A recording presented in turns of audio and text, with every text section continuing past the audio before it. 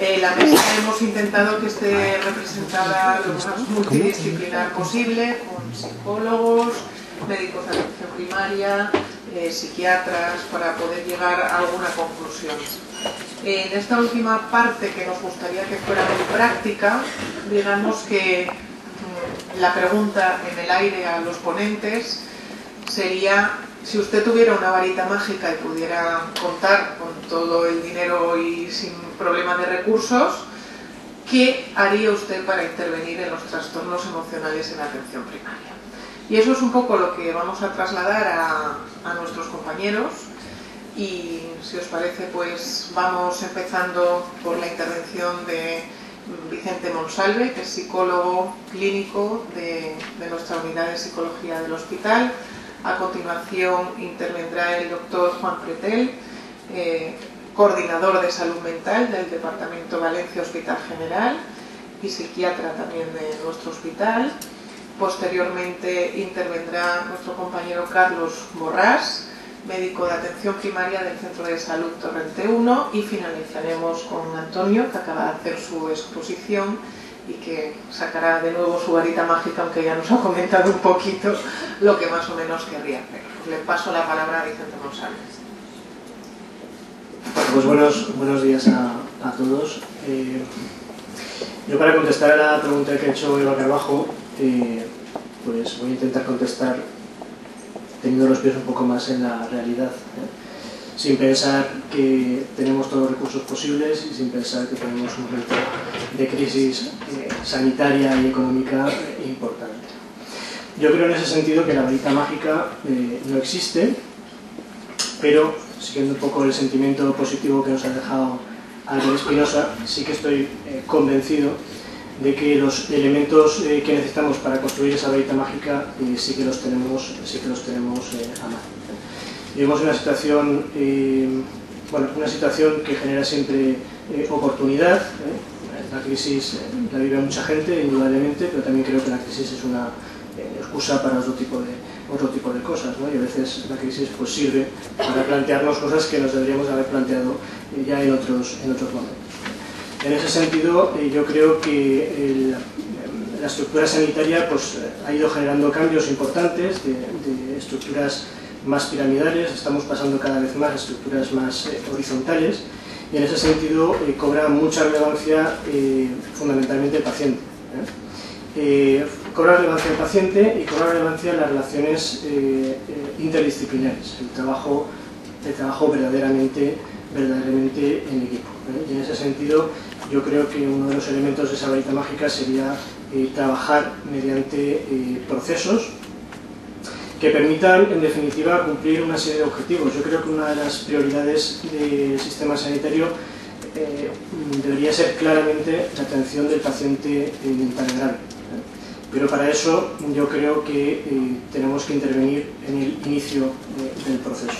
Yo creo que ha quedado claro en las charlas anteriores que acercar, en este caso, el especialista en psicología clínica, acercar a la atención primaria es una manera de generar un vínculo fundamental para que al final de la jugada los equipos de salud mental, que tan saturados están y tanto esfuerzo hacen diariamente por gestionar los recursos limitados que tienen, pues les llegue realmente lo que tienen que llegar. En ese sentido, yo creo que hay una serie de profesionales con una formación diferente, con nuestra identidad propia, pero que tenemos la capacidad de consensuar y de trabajar conjuntamente, generando un poco ese tipo de procesos.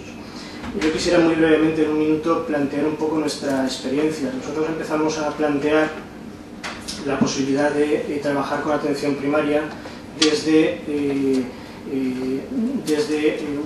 una intervención de tipo psicológico, pero nos equivocamos absolutamente porque planteamos una intervención un poco alejada de la atención primaria. Cuando nos dimos cuenta de ese error, intentamos plantearlo de otra manera, intentamos acercar al profesional a la atención primaria.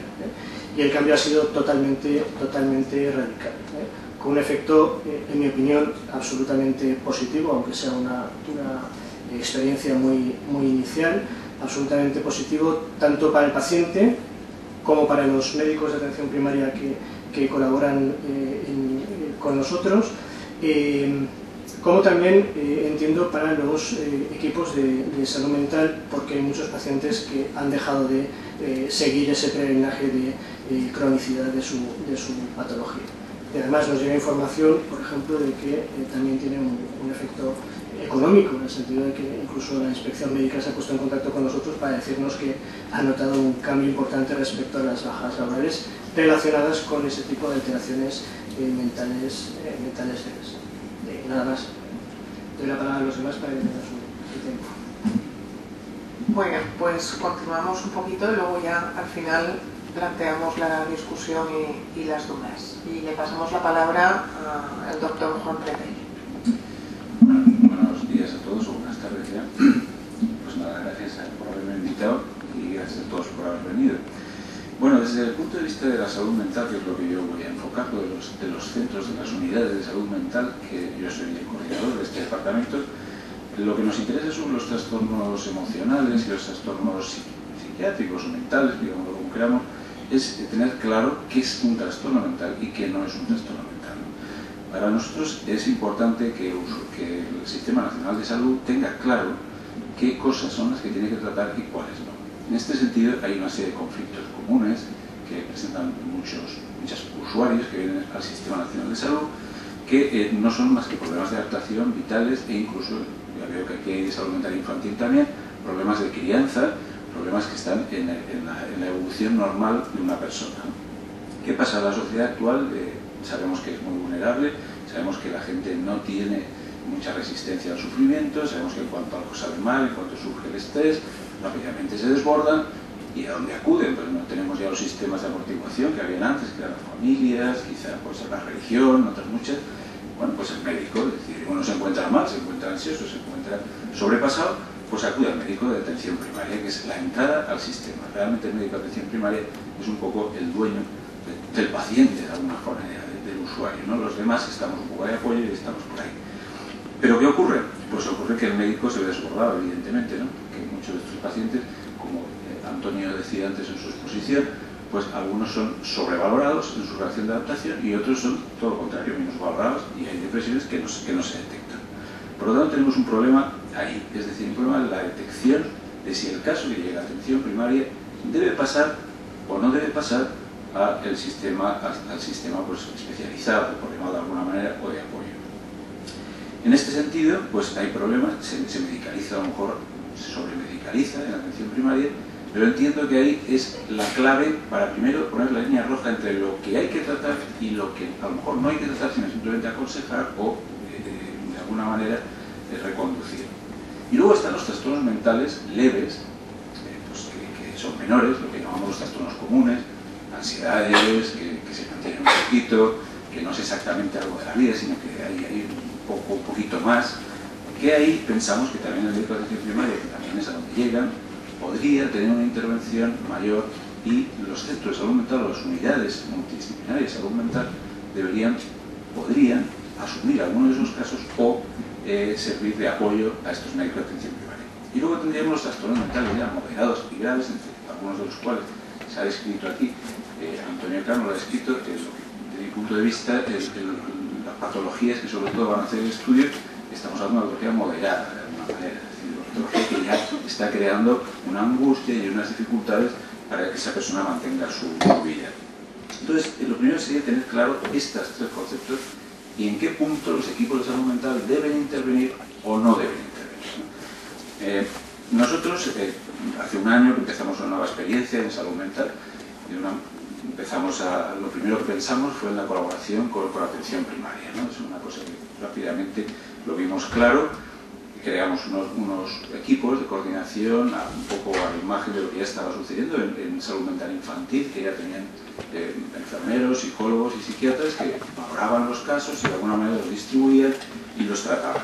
Nosotros empezamos igual, es decir, primero con este equipo lo que hacía era valorar las propuestas, ver a ver si eran posibles estos trastornos mentales leves o diferenciar un poco lo que es la gravedad, hacer unos niveles de gravedad y si era posible atenderlos ahí mismo o atender a través del médico de atención primaria o de alguna otra forma. Y entre otras de sus funciones estaba la de acudir a los centros de salud y hacer unas sesiones pues de sesiones clínicas o sesiones un poco de coordinación con los propios médicos de atención primaria. En este año hemos visitado todos los centros de atención primaria de nuestro departamento y lo que hemos detectado es que los médicos de atención primaria se interesan particularmente por los tratamientos farmacológicos. Hacen muchas preguntas sobre ellos, si no duerme, ¿qué doy? Si esta dosis, puedo cambiar este fármaco por otro. Pero se retraen muchísimo ante el manejo psicológico. Es decir, en ocasiones ellos suelen decir que por falta de tiempo, algunos dicen que cómo se van a meter en ese berenjenal, y otros porque tienen seguridad de ver cómo pueden enfocar eso, ¿no?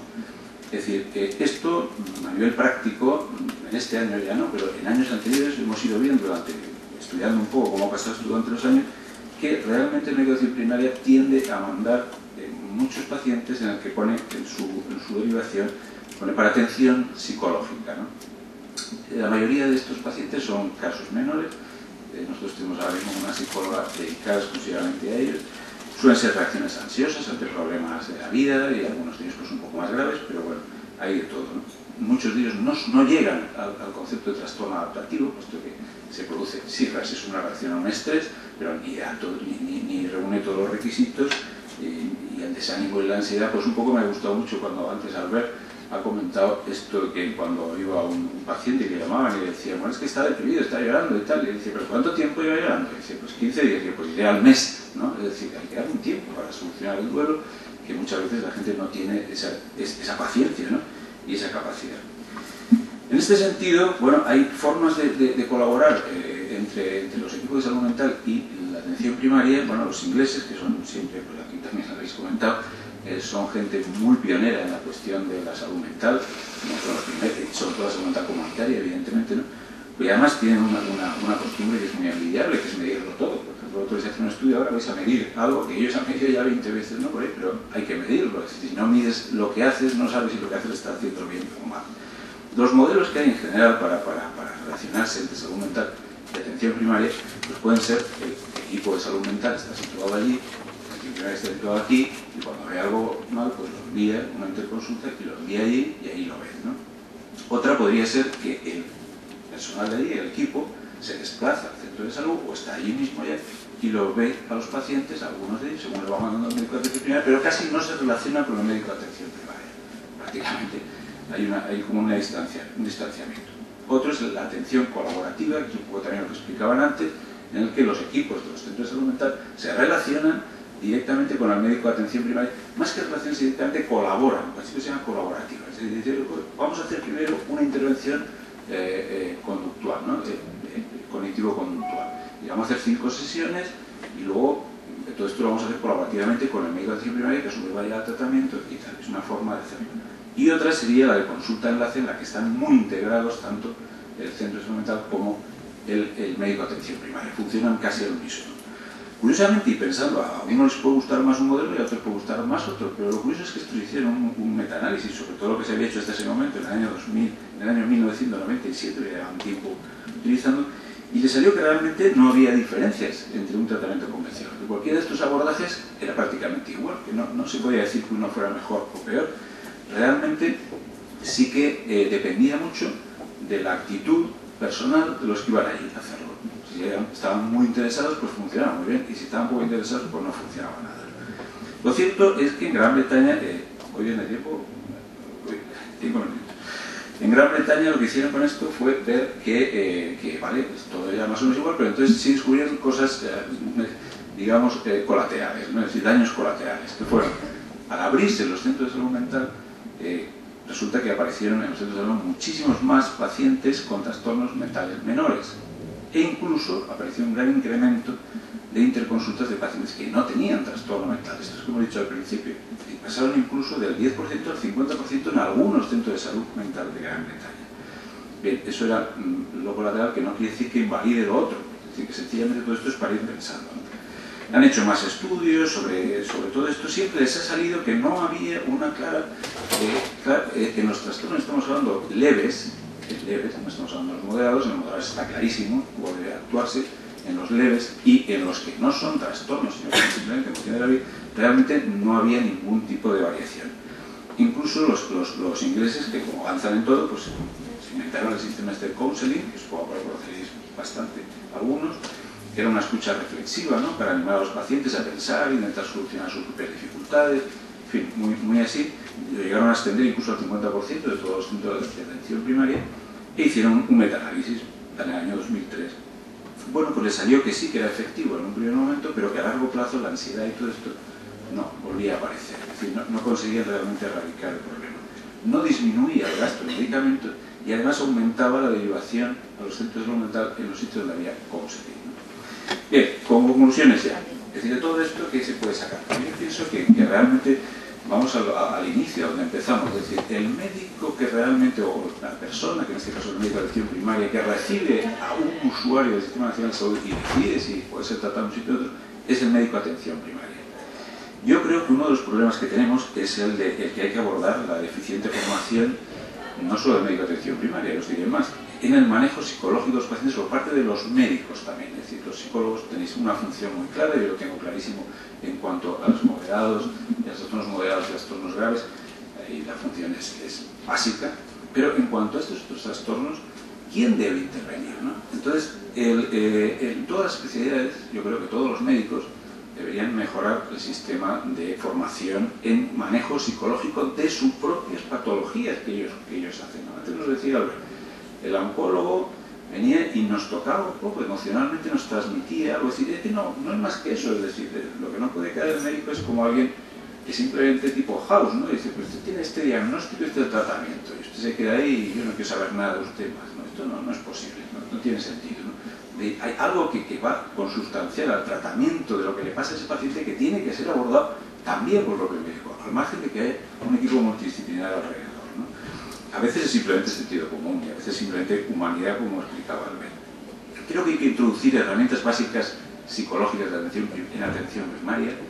Creo que no está mal la terapia de resolución de problemas puestas a un nivel básico. Antes lo comentaba también Antonio, el simplemente hecho de explicar lo que sucede, de darle un libro de autoayuda es suficiente, me queda un parrafito. Y luego pienso que hay que mejorar la comunicación entre atención primaria y salud mental a través, yo creo, en mi opinión, del asesoramiento y de los casos que sean totalmente desborde a atención primaria, sí pasarlos, pero que haya mucho más comunicación. Y variar, porque no va a seguir. Muy bien. Muchísimas gracias y pasamos al siguiente ponente, que es el doctor Borrás, Carlos Borrás, médico de atención primaria del Centro de Salud de RCU.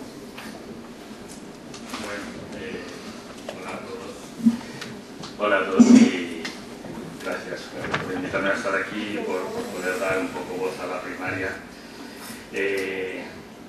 Bueno, por hacerlo breve, voy a hacer muy rápido la introducción de lo que quería decir en un minuto, y es que realmente yo creo que es un momento clave para nuestro sistema sanitario, porque están en juego muchas cosas y realmente sí que nos tenemos que plantear muy en serio qué podemos hacer para mejorar cómo estamos trabajando. Hoy en día que el peaje de lo económico se impone en todo, el peaje de la calidad, de la economía y de la eficiencia, yo creo que más que nunca necesita reflexión. Yo por lo menos estoy en el trabajo, en la consulta cada día, lo que me doy cuenta es que más necesito reflexión sobre lo que voy a hacer cada día, sobre cómo me enfrento a la consulta, a cada paciente, sobre qué hacer. Yo creo que esto es una cosa que necesitamos, no solo para el trabajo, sino también para la vida, y ya no me quiero alargar más. Y reflexiono que yo por lo menos lo que vivo de nuestro sistema sanitario, en concreto en lo que es la atención a la salud mental, como en todo lo demás, es que hemos de superar unas cuantas cosas, ¿no? Por lo menos unas cuantas, digamos, problemas que tenemos, yo creo que son crónicos. El primero es la sensación de que estamos trabajando aquí, como soy psicólogo, ¿no?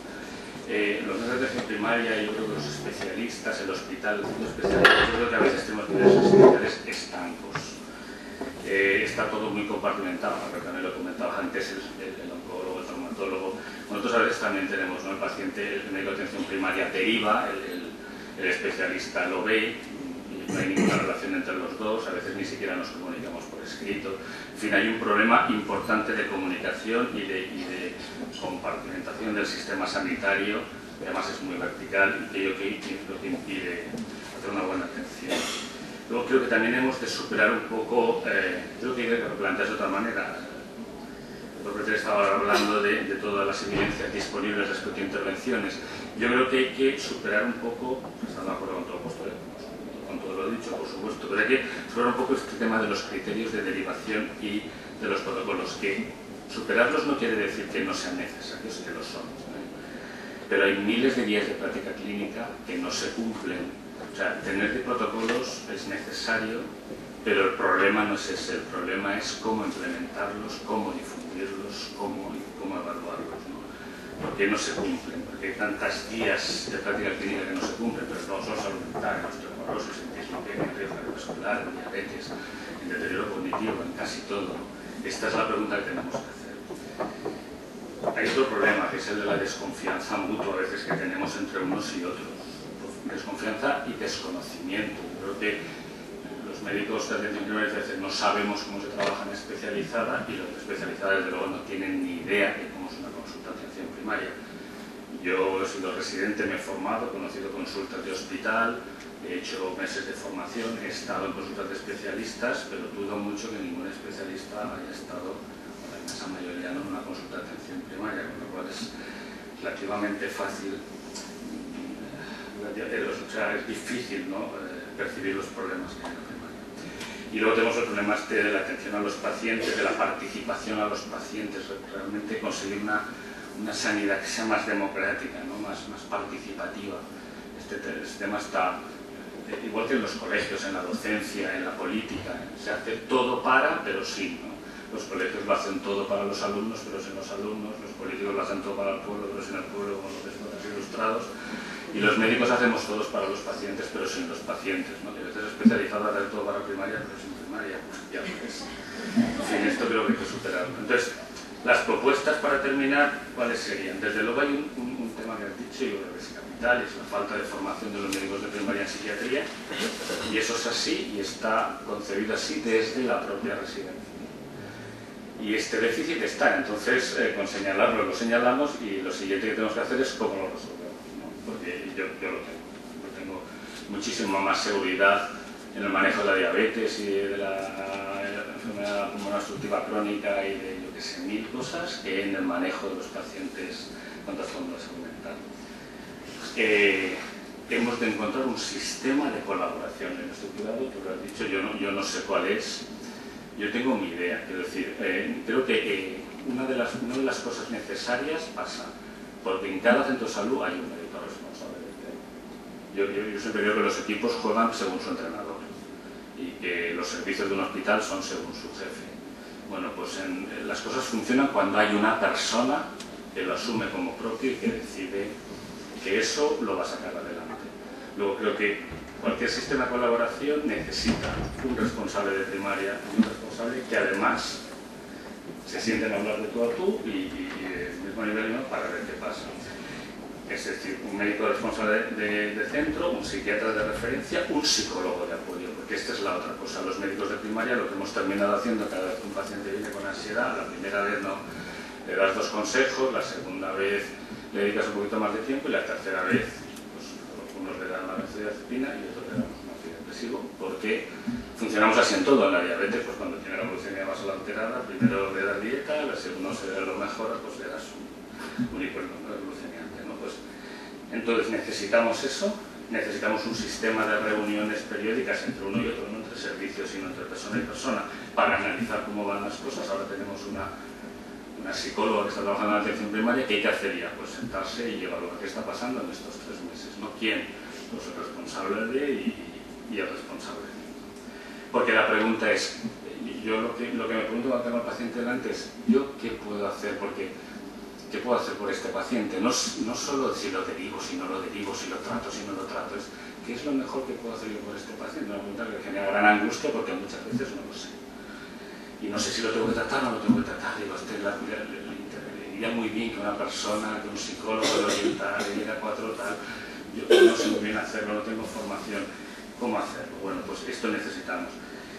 Entonces, necesitamos potenciar también mecanismos. Una idea que me parece necesaria es algún sistema de rotatorio de médicos de atención primaria por especializada. Eso se ha explotado poco y yo creo que eso lo podemos hacer. Yo he rotado por consultas de endocrino, de reuma, de respiratorio, de cardio, pero no he rotado por salud mental, porque no sé, es un poco difícil hacerlo. Entonces, lo he rotado porque he tenido oportunidad de hacerlo como tutor. Entonces, tenemos MEF de formación específica, pero pues nunca he conocido mucho las unidades de salud, unidades mentales de referencia, entonces me ha ido bueno.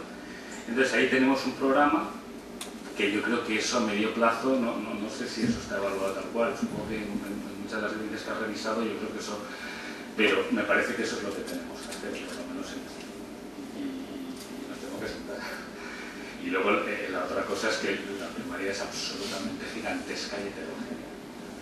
Psiquiatras sois 20, 30, 40 en un departamento, médicos de atención primaria son 300 o 400, día 1000, día no 1000. Y además, mientras las cosas no se evalúen, mientras no se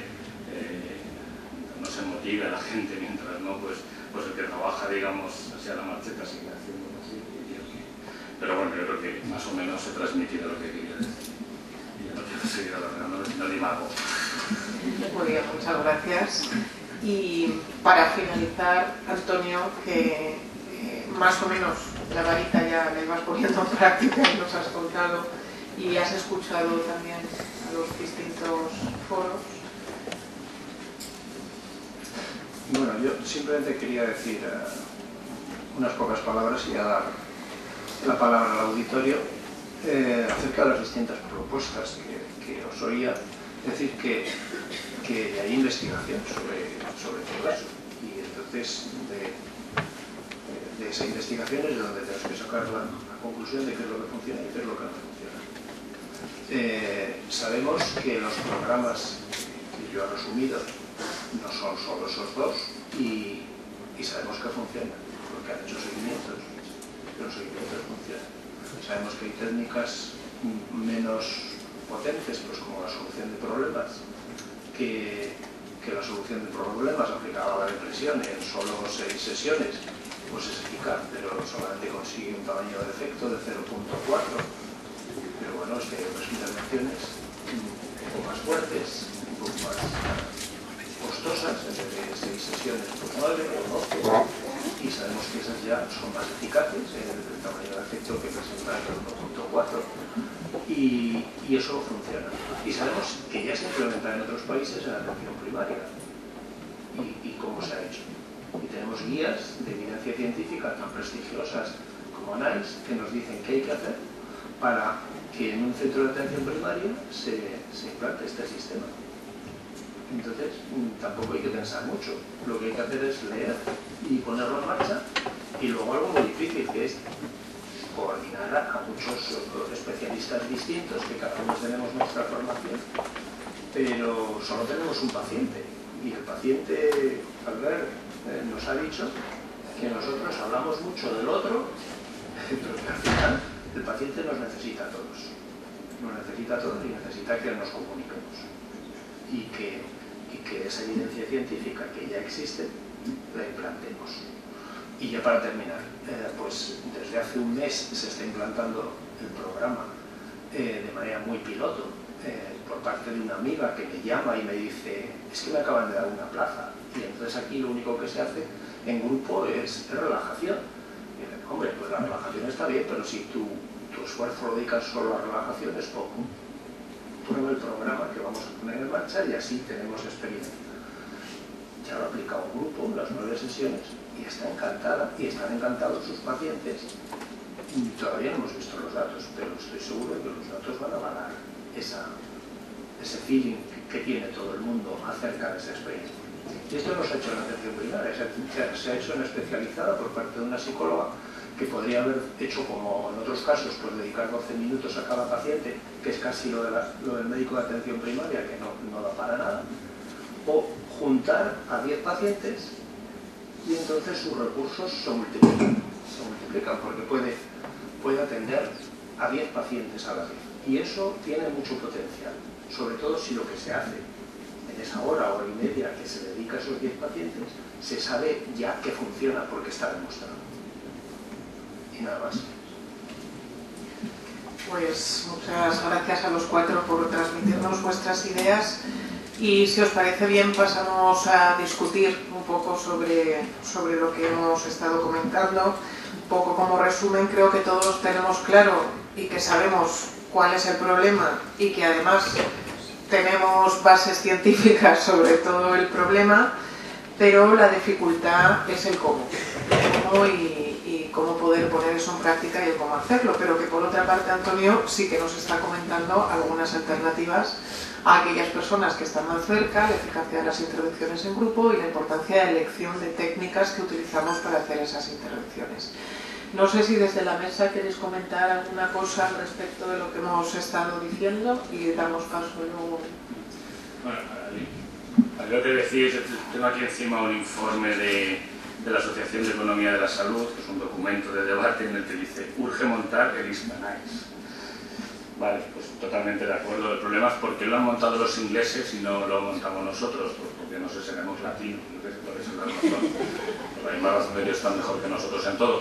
Pero lo que está claro es que, y luego nosotros tenemos una atención primaria que está sobresaturada respecto al resto de atenciones primarias de Europa. Con lo cual, si no tenemos una atención primaria más desaturada y no tenemos instrumentos buenos de aplicación de guías, porque, vamos, yo, por lo que dices, claro, pero es que el problema del centro de salud es que la puerta está abierta para todo el que quiera venir por lo que quiera venir. Y eso no podemos pararlo de ninguna manera, ¿no? Entonces, ese problema es irresoluble. Lo malo es que como no, lo que a mí me parece es que como no van a hacer realmente, no van a hacer, me refiero a las autoridades sanitarias, verdaderas, una reforma en profundidad de eso, se terminarán aplicando otros mecanismos, pues copagos, etcétera, etcétera, para disuadir a la gente de que vaya al sistema o de que abuse, con lo cual se terminará en formas más, o bien de copago, bien de privatizaciones, etcétera. Entonces, por eso urge hacer algo que de la sanidad pública sea, pues no sé, tenemos que sentar a ver cómo lo resolvemos. Pues os pasamos la palabra.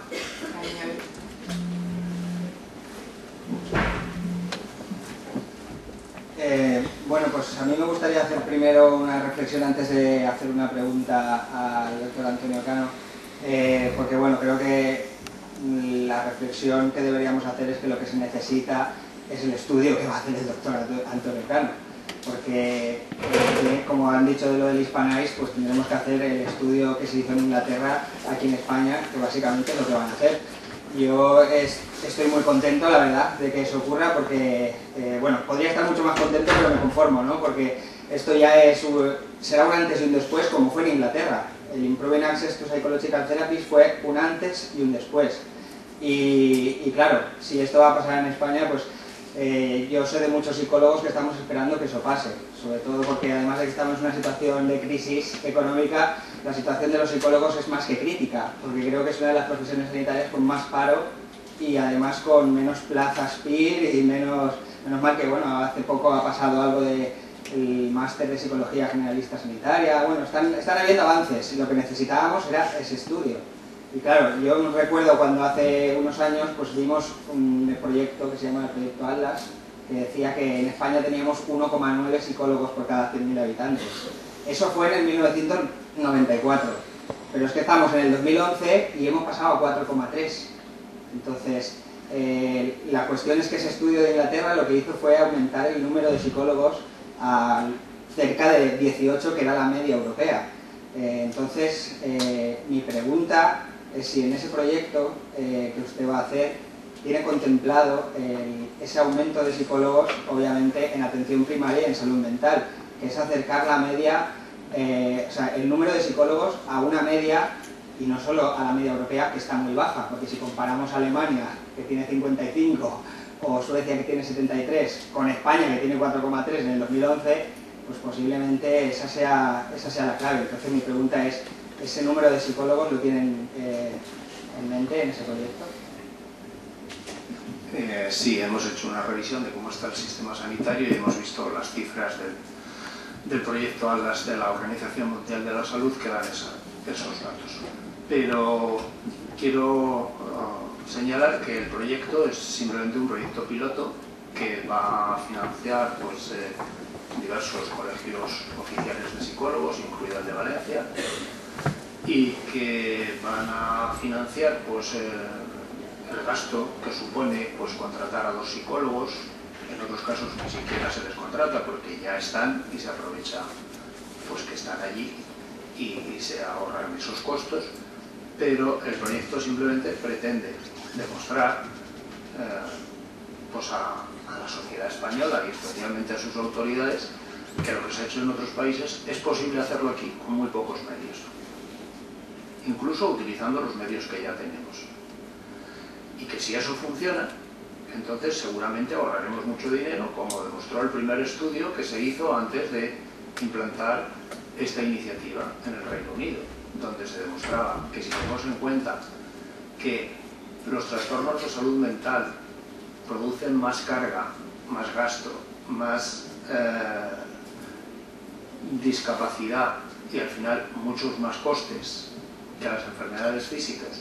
Si tenemos en cuenta que de aquí a pocos años la depresión va a ser la enfermedad que va a generar más discapacidad, en segundo lugar en el ranking de enfermedades más discapacitantes, si tenemos en cuenta eso, entonces no invertir en ahorrar es despilfarrar. Eso es lo que pretende demostrar pues, los colegios de psicólogos. Pretenden demostrar que con muy pocos recursos merece la pena porque vamos a ahorrar mucho dinero, aparte de mucho sufrimiento.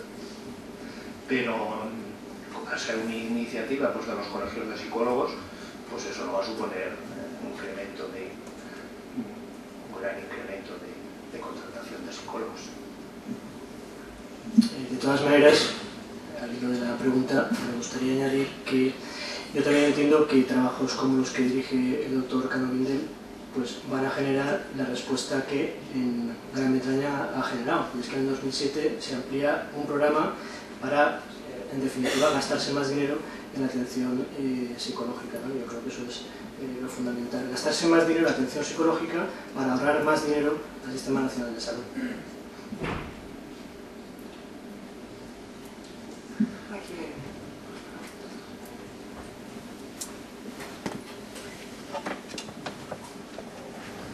De todas maneras, yo no sé muy bien cómo funciona el programa en Inglaterra, pero yo creo que lo que se ha hecho no ha sido contratar psicólogos, sino que lo que se ha hecho ha sido crear carreras de psicología de baja intensidad o terapeutas de bajo que para llevar a cabo todo ese programa. No es lo que yo me he entendido, no es que ha habido más trabajo para los psicólogos.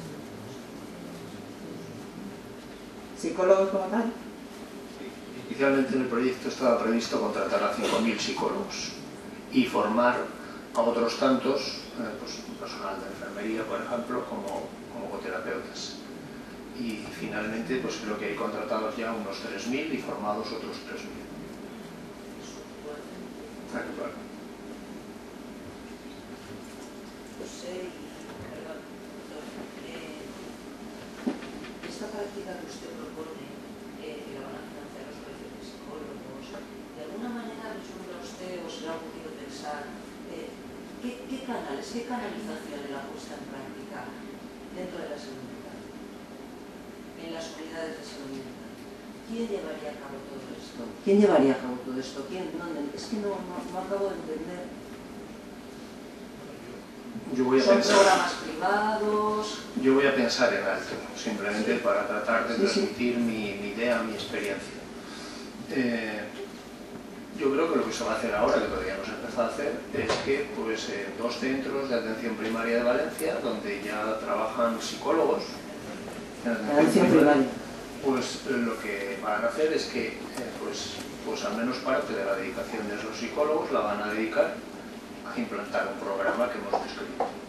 Y entonces lo que van a hacer es que ellos van recibiendo pacientes, tendrán que hacerles la evaluación a todos y luego tendrán que aleatorizarlos y decir, pues este va va a su médico y este viene al grupo. Y ese será el sistema de implantarlo. Entonces va a haber pacientes que van a seguir con su médico de atención primaria y prácticamente el tratamiento va a ser similar al que habitualmente tiene, excepto que se va a evaluar antes y después de un periodo de 3-4 meses, y otros pacientes que se les va a decir, usted si quiere, le enseñamos en 9 sesiones a manejar su ansiedad porque es esencial para su problema. Y a esos se les formará durante esas 9 sesiones y lo harán esos psicólogos o psicólogas que están ya trabajando en la atención primaria. En la experiencia de salud especializada, que he comentado antes, que lo está desarrollando ya una amiga mía, pues es una psicóloga que está en un centro de salud mental y entonces ella pues podría ver a sus pacientes como se hace habitualmente, que es de manera individual o como mucho un grupo de relajación. Y ella lo que está haciendo es pues que los ve una primera vez, los evalúa y espera a formar un grupo de 10 o 12 personas y está haciendo grupos y aplicando el programa. Y esa es la forma que se está haciendo ya en salud mental. De manera que no requiere mucho comerse el coco acerca de cómo hacerlo. Y por otro lado, insisto que la guía NICE tiene hasta presentaciones en PowerPoint, que podríamos haber presentado hoy aquí, sobre cómo llevar a cabo la implantación de este tipo de programas en un centro de atención primaria. ¿A quién hay que dirigirse? Pues hay que dirigirse al público, porque el público, si no sabe que existe algo, no lo demanda. Hay que dirigirse a los profesionales sanitarios para que sepan y puedan derivar y puedan hablar de ello y puedan colaborar en un programa colaborativo. Y habrá personas que estén interesadas en colaborar y otras que no, pero primero se necesita transmitir información a todo el mundo, a la sociedad en general y a los profesionales sanitarios en particular. Y bien, ya en las guías NICE pues parten hasta el tipo de presentación que hay que hacer en una charla como esta para empezar a implantar el proyecto. De manera que no es tan complicado.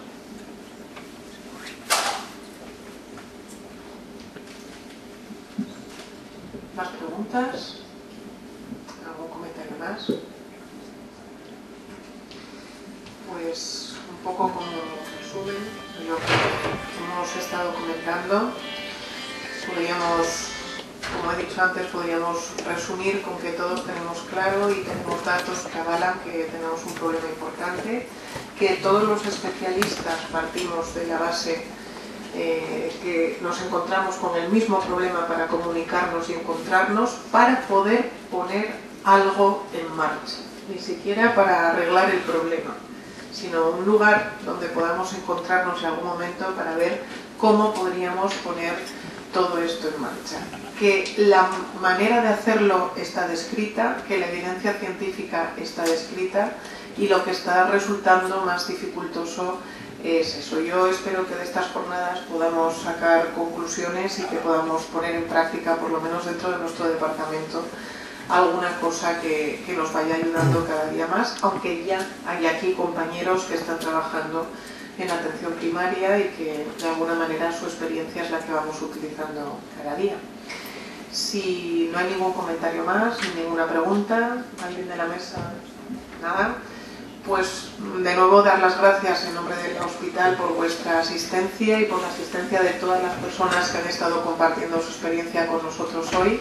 Esperamos que, primero, que lo hayáis pasado bien y segundo, que en alguna medida haya servido para utilizar una de las palabras que comentaba Carlos Borrás, que es la de reflexión, y utilizamos también a Antonio Cano por lo de implantación, y a ver si entre todo eso podemos construir alguna cosa. Muchísimas gracias a todos y a todas.